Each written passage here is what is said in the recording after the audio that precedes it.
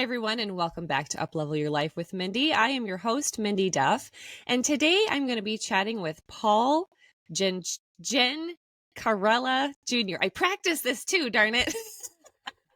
You did fine.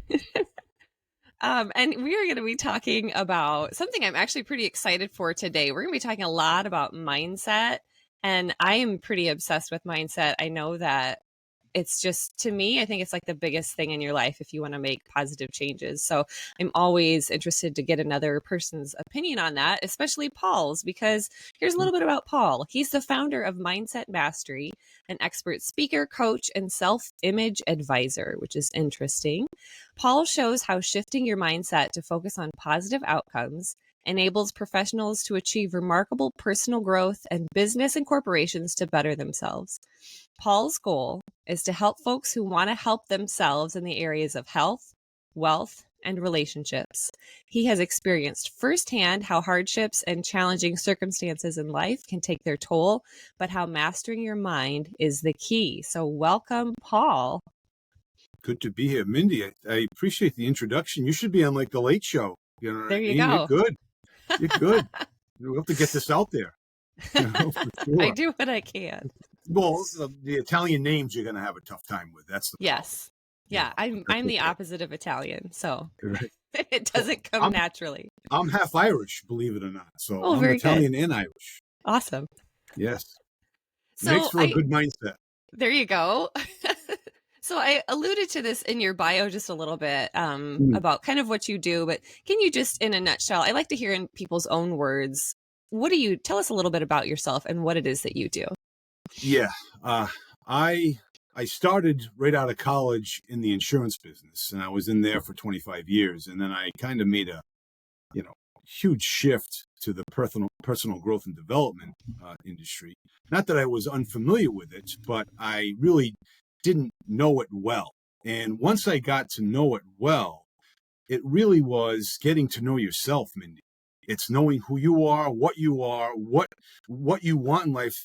The only limitations we have is what we put on ourselves. But what we put on ourselves is a paradigm that is in there. We have to shift that paradigm, and we don't know how to do that. And that's why people get to a certain point and they turn around. So how I've gotten in this industry is, I had a few challenges that we can get into down a bit, but really it's achievement.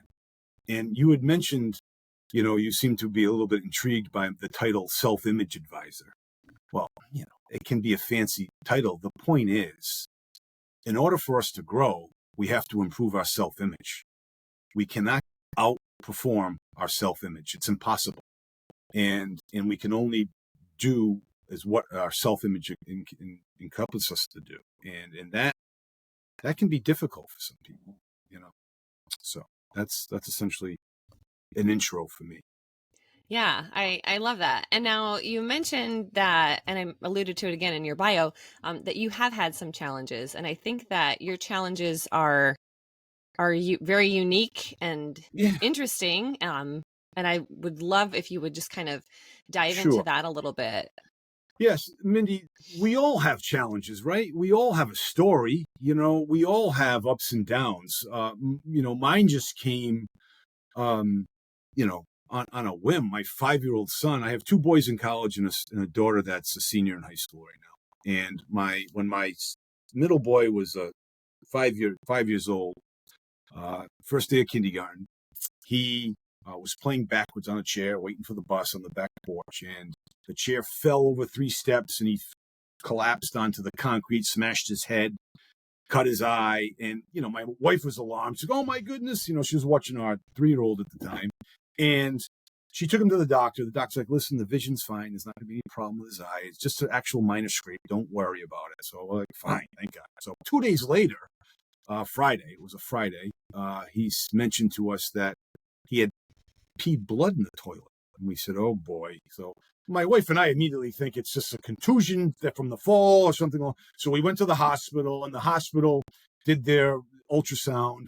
Unbeknownst to us, they sent us up to the children's hospital in the city, which we thought was protocol. But what we didn't realize was that fall ruptured a cancerous tumor growing on his kidney. And, you know, I went to the emergency room doctor, and he's like, yeah, see the healthy kidney here, and this is the one that's affected. And I said, oh, okay. I said, all right, can you play soccer tomorrow? He's like, why don't we go in this room over here? So at that point, I started to think, okay, we're going into a room with comfortable furniture, Kleenexes all around. I said, Betty, to my wife, I said, things aren't good. She's like, what are you talking about? I said, our son's got cancer. She's like, no way. Doctor comes in. So I said, so he's got cancer. They said, whoa, slow down. So I said, no, we're not going to flip out. I said, lay it on us. He's like, yeah, he does in fact have a stage 1 Wilms tumor on his kidney. However, because of the fall, we caught it early. We believe he's had this his whole life, and it seems to be contained. And so they did an operation that Monday, and they removed the kidney. And now he had to go through 37 weeks of cancerous chemotherapy treatments at a 5-year-old. It wasn't the easiest thing to go through.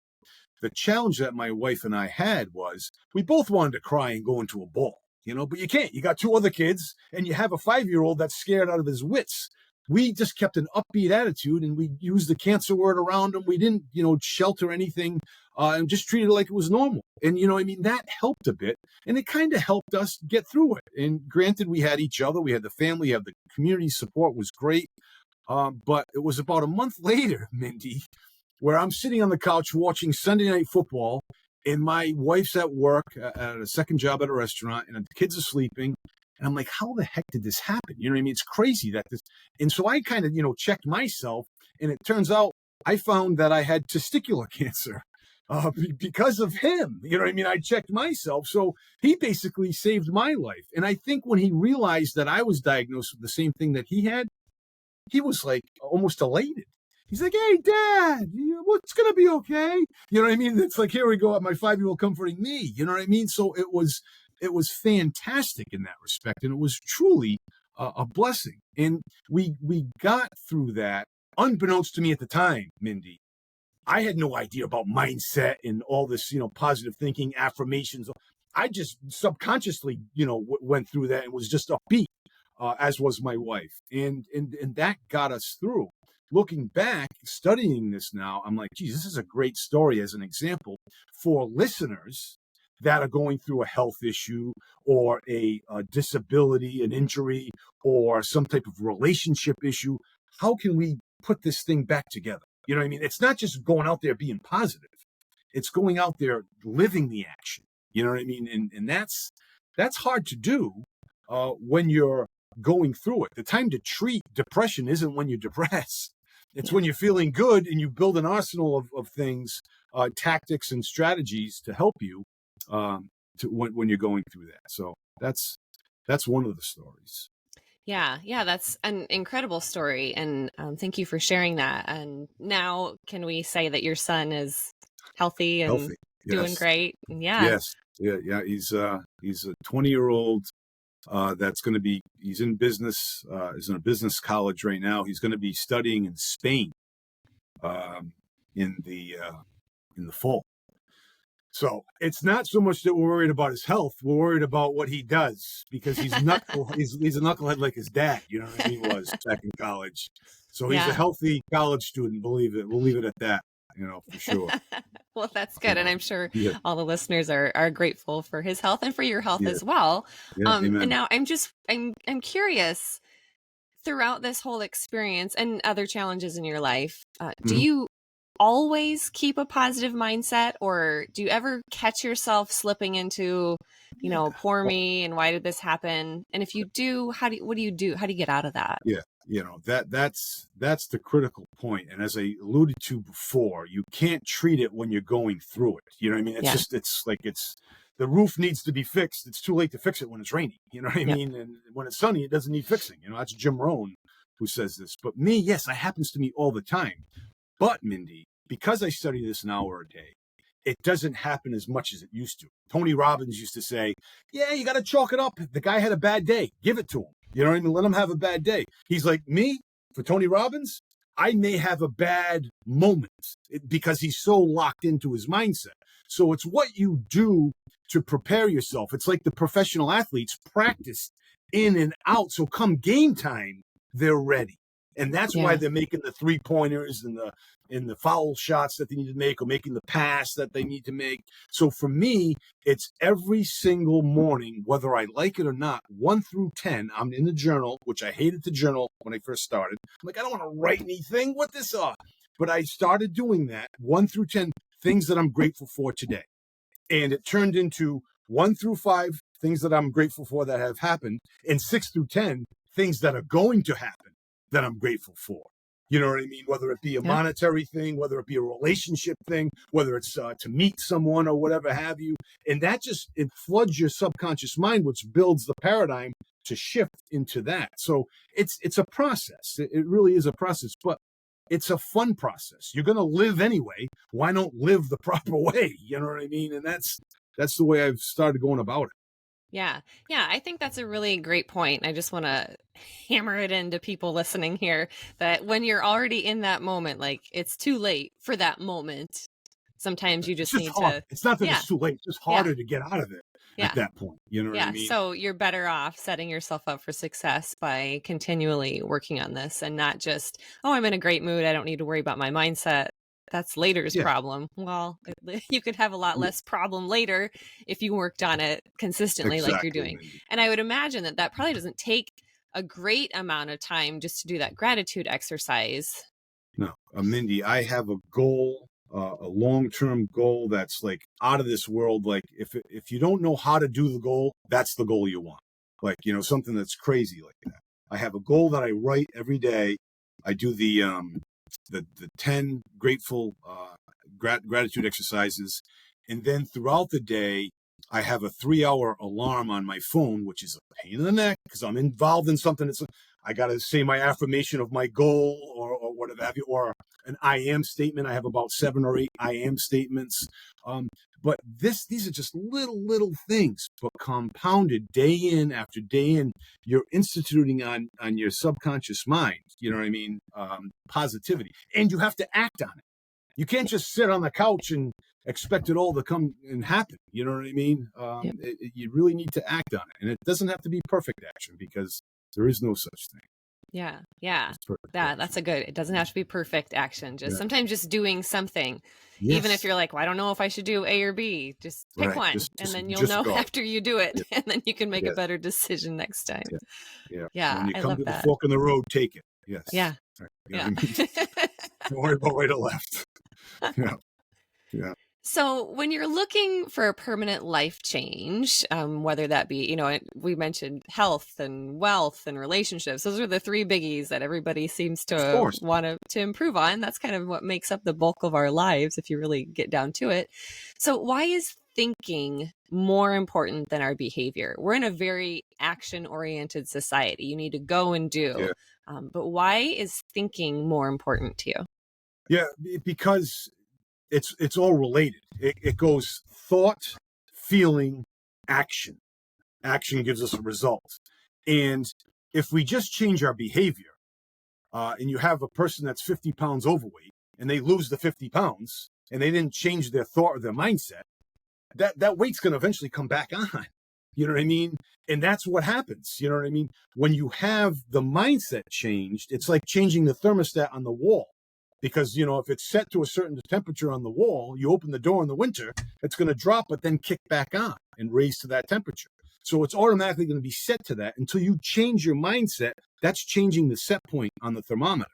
And really what you want to do. And then you become habitualized. It takes a while. Some people it takes 2 weeks. Other people it takes, 2 years, for crying out loud. You know what I mean? To go through it. And you just have to ingrain the habit. For me, it was difficult back in 2001 to go to the gym at 5 a.m. But I found that the only time I could work out was when I was sleeping. You know what I mean? Mm-hmm. 4 o'clock in the afternoon in the summer is just not a good time to work out because there's always something going on. So I Yeah. got in the habit of going to the gym every morning, and now it's I don't even have an alarm clock. I wake up at 4:30 every morning, and I'm off to the gym. But I ingrained that habit. It didn't happen overnight. So these are things that what your question was. It's yes, it's behavior, but we first have to become emotionalized with it. That thought We need to become emotional, because if we're not, when things get difficult, heck with it. I don't go to the gym every day because I hope I get fat. You know what I mean? I go to the gym because I want to stay in shape. You know what I mean? And that's the greater good. I will say in the winter, I have a couple extra ice cream sandwiches that probably don't work with my waistline, but you know what I mean? But the point is, it's a give and take. It's, the ebbs and flows, and Yeah. that's generally behavior needs to be coming from your thought with emotionalized. You need to get excited about it. Why do you want to have a better marriage? Why do you want to have a better relationship with your kids? What are you going to do if you have a better relationship? What are things that you want? You got to get excited about it. Like I am in this podcast. You know what I mean? You have to, you really have to become emotional. And that sometimes takes your imagination to think. We can use our imaginations to get scared and to get worried, to be like, oh my goodness, if that happens, this is good. We do a good job at that. How about imagining a good thing? And wondering, oh my goodness, if that, and that's how you get motivated sometimes. And you need to keep that alive with more reasons. That helps the how. That helps my goal that I have no idea how to do. But when I put all the reasons in there, it figures out the how. Yeah, I like that. So what about these limiting beliefs that pop up, or just like negative self-talk? Yeah. Because that's pretty common. Even this morning, gosh, I wonder if I can think of a concrete example. I am not blaming this on my child. This was my choice, but I caught his bad mood this morning. I woke up in a neutral mood. He woke up not in a neutral mood. He's very tired and crabby, and I caught it. And that was my choice. But then I was aware of it because nothing hugely bad happened. So when you have these kind of smaller events that happen, it's easier to catch it and go, okay, hold on, I don't need to keep this bad mood. What can I do to kind of get myself back to neutral or better? And I would think a thought, and I would be like, okay, what's okay right now? What's not miserable? What's going good? I would think a positive thought, and then like instantly I hear a voice that's like, yeah, but this, well, at least it's spring. Yeah, but it's going to rain tomorrow. Like that kind of a thing. Yeah. And that's so I mean, that's our minds, I know, are wired that way. But what do you do about that? And that's just a small example. When we have bigger goals, a lot of times we sabotage ourselves with even bigger thoughts. So what's your workaround for that? Yeah. Well, actually, Mindy, you actually said the answer. It's awareness. It's becoming aware of it first. But again, a couple months ago, I'm irritated with my wife, and I'm the personal development guy. Which she throws in my face a lot. You don't sound too personally developed, But anyhow, getting back to your question, you have that awareness, and once you have the awareness, you have then a choice. And with my wife a couple months ago, I said, screw it, I'm still angry. I'm going to be that way, even though I knew what the right choice was to be. You know what I mean? So when you want to subvert that, and have a healthier outcome, you have to associate it with, what do you want out of this? You know what I mean? And it has to be for the greater good. You know what I mean? Marriage specifically is selfless. You know what I mean? You have to be selfless in a marriage, and raising children, same thing. And sometimes you have to understand that with that choice that you have to decide otherwise. It's not an emotion. I talked about emotion. Now I'm talking about, you have to make a decision. And my mother always said to me, early on in my marriage, she's like, remember, marriage is no longer a feeling. It's a choice. I said, what are you talking about? She's like, love, Paul. You're not going to love your spouse all the time. You're not going to feel it, but you have to decide to love them. So that decision comes easy some days, and it doesn't come easy other days. But we have to be, what you said, Mindy, aware of what we truly want. And humility. You know what I mean? We have to be humble, and who wants to be humble? I said it was the way to go. It used to be. It's crazy. My wife and I, she would parent a different way because she never was, capital punishment was unheard of in her upbringing. So when my 4-year-old did something wrong and I grabbed him, she get mad at me. So now I'm angry because my wife's angry at me for getting upset with my son. it was like a vicious circle. You know what I mean? And it's a decision process. And the more you practice it the right way, the easier it becomes. So with probably you have an adolescent son. I do. Yeah, that's, you know what I mean? That's danger right there. You know Yeah. what I mean? It's crazy. Before school, even after school, sometimes they're miserable. And it's hard sometimes, but I don't allow it. I use my sarcasm to get the best of them. You know what I mean? And that kind of brings a chuckle here or there. Oh, Dad, you're so stupid. You know what I mean? Whatever. But you know what? That's my way of trying to the lightheartedness of it all, Mindy. You know, Yeah. that's and not all days are perfect, but the point is we're getting there. It's like the stock market; it goes up and down, but eventually it's going way up. You know what I mean? From year to Yep. year to year. Yeah. So we talked about how, money, relationships, and health are kind of like the three big areas of life that Yeah, everybody, if you don't have a goal or a wish or a dream in one of those areas, you probably have it in all three. I don't know. yeah, right. But I'm curious to like hone in on a couple of these specific ones because they're so common for us. So let's talk about money first. And now I know I've seen in some of your writings and your work and whatnot that says that you can change your annual income to your monthly income. And I think that for a lot of people listening, some people might go, okay, yeah, let's figure it out. And other people will hear that and say, yeah, right. Like there's no way. There's no way. I don't believe you, Paul. So tell me about that. I scoffed at that when my mentor mentioned that to me. So are you crazy? You know what I mean? It's one thing if you want to 10 times your income, but if you're say you're making $100,000 a year, you know what I mean, and you want to double your income, okay, go to 200,000. But to make $1 million, $1.2 million a year, 100,000 times 12, right? 1.2. Yeah. That's crazy. But then when you break it down, Mindy, what's crazy about it? It's all relative. If you think about it, if you're caught in the environment that you're in right now and think you're never going to go anywhere else, yeah, then it would be crazy. It would just be like growing. There's no way I'm going to grow 2 feet. Well, yes, you did because you were a baby and you grew. So to break it down for you, literally, turning your annual income into your monthly income can come through multiple sources of income, MSI. And once you have the right attitude and you have the right disposition, you can do anything. I could be talking to Warren Buffett, the big financier and the big, he probably would scoff at me. You only want 1.2 million. I make that in an hour. You know what I mean? So the point is, if I have an apartment building that I rent out or whatever, that's a passive income.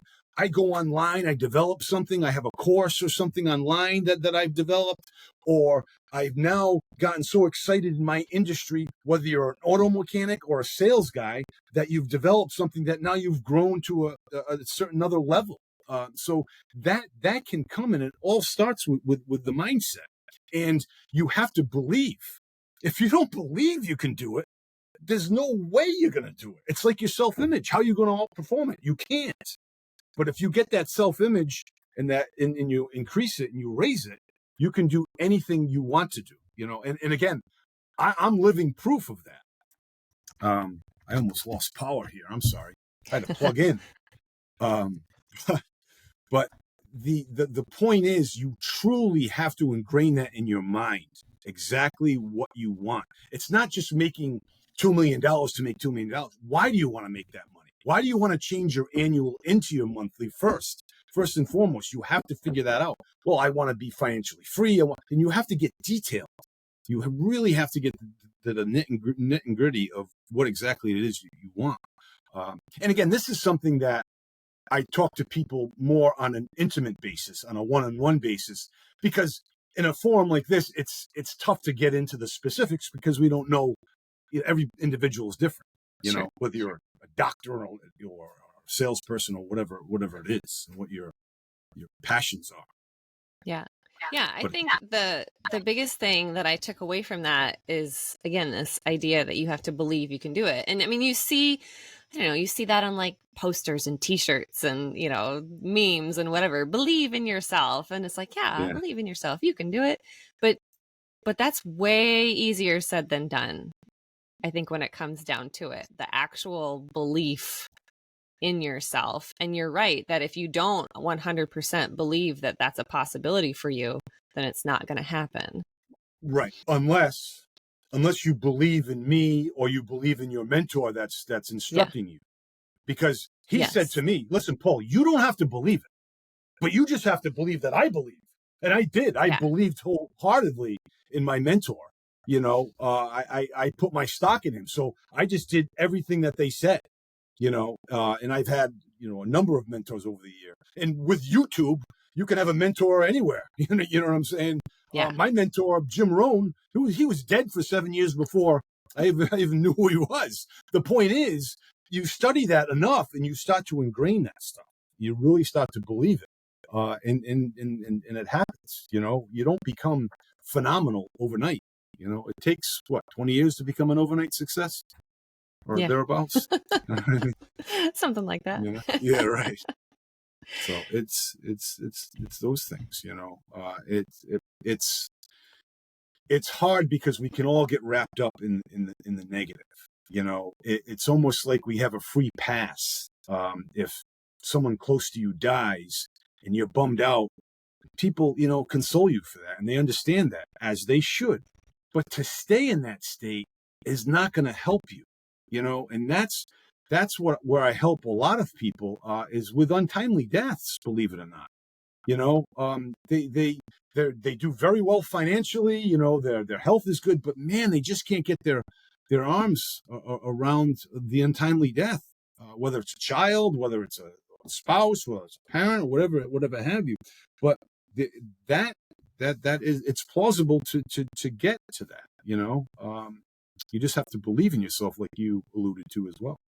Yeah. Yeah. So, all right. So that takes care of money. So let's talk about some If it was only relationships a that little easy, bit. right? If it Yeah. was only that There we easy. all, Yeah, money's all after set this, now. Everybody's yeah, a millionaire out there. everybody, Yeah. everybody that's listened to this podcast, we're like, all right, 6 weeks, we doubled our income. Piece of cake. All right, let's fix We're something good. else. So you talked about marriages specifically, but I'm curious about like work relationships, because Yeah. sometimes those can be trickier because you did not choose consciously to pick that person that's sitting at the desk next to yours, and maybe you No. like them and maybe you don't. So Yeah. what's your Right. suggestions there? Yeah. So, I mentioned about our paradigms, in our minds.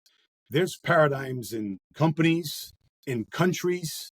Just look at the wars going on right now. There's paradigms, fast decades, the culture, the culture. And when you have a culture that's toxic in a company per se, it's very difficult for one person to come in and change that.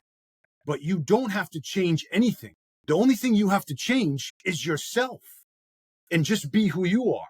And I always use that example. I don't know if you've heard it before: the potato, the egg, and the coffee bean. And you got a boiling pot of water, and you take the hard potato and you throw it in the boiling, and it becomes soft. That's what the company does to you, softens you up. And the egg that's soft in the inside, you put it in the pot and it comes out hard. That's what the company does to you. It hardens you. But the coffee bean, you put it in the water. What does it do? It changes the water. You know what I mean? It doesn't change the coffee bean. The water changes. The environment, the culture changes, because the coffee bean did that. So be the coffee bean is what I say to people. And just don't worry about Jimmy, who's an absolute jerk and negative. Just worry about you, for being upbeat and positive, and try to find something in Jimmy that's positive. If you can't, then focus on Jane or whomever else. You know what I Yeah. mean? That's always helped me from day one. But it's very difficult when you do have a toxic relationship. Whether it's one-on-one or a company or things. But you can only change yourself, and when you change, you start feeling better. And that irritating employee doesn't bother you as much when you stop feeling good. Yeah. You know, Yeah. when you're ticked off, everything ticks you off. Yep. You know. So Yeah. tell your son, if it's your son, that he's going to be moving out unless he shapens up. You know what I mean? Tell him to be the coffee bean. Be the coffee bean. I'll let him Right. know. I'm sure he'll be like, all right. Oh yeah, sure. Yeah, just like our money talk. Yeah. Yeah. So I have one final question for you, and this is a question I ask all of my podcast guests anymore. I started off as a monthly, and it's been like, I don't know, 6 months of me asking this question because I love to hear the different answers people have. And the question is, what's one thing you wish everyone would do in regards to their own well-being? Just one thing. Yeah, holy cow, that's a hard question. It For one, is. narrow it down to one, I'll spit out 5 or 6 answers. If I had to say one thing, and I'm going to look at it from my standpoint, what's one thing about myself if I could control? My attitude. When I have a good attitude, you know, things go so much better. Even Yeah. when they don't go well, I have the good attitude. That I'm just I'm gonna look away and figure out the best thing that I can do in it. It's my mother. I see her at church every morning. I'm a good Catholic boy, and she's like, "Oh," and we talk about things. I say, "Oh, you have such a good attitude, Paulie." I said, "Mom, if you're only with me, the 23 hours of the day left, you'd see a different attitude." But that's what I would is to have an upbeat attitude consistently around the clock. Because there's times when I don't. You know what I mean? Yep. And my wife points it out. she she lets me know. But that's what I would say, because attitude can, an attitude with an employee. If you have a great attitude, your skills and things you can train an important. But if you got a guy that's just or a woman that's terrible attitude, it's going to be an uphill battle. You Yeah. know. You can coach and again, imagine if you had both a good attitude and good skills. Yeah. How wonderful you'd be. It's not How either far you or. go. You can have your cake and eat it too in this world of Yeah. mine. It's not make believe. The Paulie G world is not make believe. You know what I mean? It's real. It happens. Yeah. Yeah. I love that answer of attitude. And I'll just tack on to it that, for people that are listening, don't think that you have to just have some Pollyanna attitude where everything's, when you experience something negative where you go, oh, I'm not supposed to feel negative, I'm just going to be happy. Yeah. Whenever you experience something negative, it's just feedback, it's just information, it's just telling you something. So the point is that you have the awareness to go, oh, hold on, something's Yes. not right. Okay, now I have the Why? power to make Why the do I do it? shift. Yeah, what's going on? Do I need to change something? And now choose to make that shift towards the positive, not just sweeping stuff under the rug because Paul said I'm supposed to be happy. Like, no, Yeah, I no, mean, that's yeah, you burying want to your head in be. the sand. Yeah. Yeah, yeah, No, don't do that. yeah, That's that. And again, people think that it's not my scientific philosophy. It's been going on for centuries. I'm just adopting it from whoever else. But the point of the matter is just use it. yeah, Buy into that philosophy, and you'll see. It'll be phenomenal. yeah. But it takes time. Just little things. Just change little things. Not everything. A major makeover. Maybe just the left eyebrow or the right eyebrow. Yeah, starting small, but it's that consistency, those little tiny habits that you build throughout your day. That's what builds your life. That's what's really going to make the changes, not one big event where you just sat and meditated for one entire day and then that changed your life. Probably not. Yeah. You'll get No, more right. benefit if you do it for, 5 minutes every day or whatever the habit Great point. is. Yeah. Yeah. Yeah. Repetition is another thing. Yes. That's huge. Mindy, Yeah. you are very, very insightful. Well, same to you, Paul. This was wonderful. This really was. Yeah. So, speaking of wonderful, if people are listening to this and thinking, "Wow, I like this Paul guy," where can they find you? How can they learn more about you or work with you?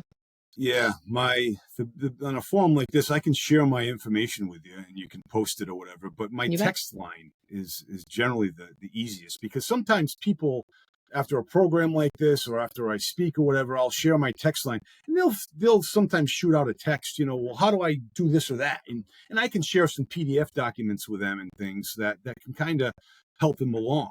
It doesn't have to be like a one-on-one session. It can be learning from other, or I send them a video from like Bob Proctor or Jim Rohn or Tony Robbins. So my text line, it's 401-741-0162. And I can share that with you, and you can post it on the feed. But that's the best way. And I have a website and everything, and an email address that I can share with you as well. Yeah, absolutely. Yeah, we'll put those in the show notes down below so people can just find you with the easy click of a button. Wonderful. Well, Fantastic. thank you so much for being on today, Paul, and sharing all this wonderful information. I I had a feeling that when I had this attitude of mine turned south this morning, it wasn't terribly south, but I Yeah. was like, oh, this mindset guy, he's either going to help or Yeah. I don't know what. And I feel better Well, the just from jury's still talking out, about it. right? The jury's still out. We'll see how the day goes, but I'm feeling more on the upswing now. So thank you Yeah, for that. nice. Fantastic. Well, Mindy, thank you for having me. It really was a pleasure. It was a nice dialogue that we had. And everybody that's listening, I hope that you gained a little something from this show. As always, feel free to reach out and let me know if you had a little nugget of wisdom that you pulled from this, or if you are listening to this months later, years later, and you tried some of these strategies and they've made a change in your life. Go ahead and reach out to either myself or Paul. We'd love to hear all about Yeah. it. And wherever you're at, I hope you're having a fantastic day, and I will catch you on the next one.